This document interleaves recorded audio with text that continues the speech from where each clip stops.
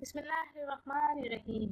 अस्सलामुअलैकुम, welcome to my channel Haseena beauty tips. I am doctor Manoor और मेरे चैनल पर आपको बहुत कुछ मिलेगा, like beauty tips, health tips और बहुत सारे वसाइल। मेरे चैनल को सब्सक्राइब करने का तरीका ये है कि आपको यूट्यूब पर आना होगा, यूट्यूब पर सर्च करना होगा हसीना ब्यूटी टिप्स। इस तरह से मेरा चैनल ओपन होगा और साइड में सब्सक्राइब का बटन दिया गया है, वहाँ आपको क्लिक करना होगा।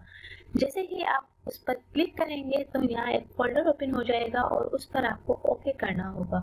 ओके पर क्लिक करेंगे तो यहाँ बेल आइकन्स बना हुआ आएगा और बेल आइकन्स पर क्लिक करेंगे तो एक और फोल्डर ओपन हो जाएगा और उस पर आपको ऑल लिखकर सेव करना होगा। इस तरह से मेरी हर वीडियो का नोटिफिकेशन आपको शुरू में ही मिल जाएगा और मेरी हर न्यू वीडियो आपको देखने को मिल जाएंगी। तो नाज़रीन, चलते हैं आज के टॉपिक की तरफ। आज का जो मेरा टॉपिक है वो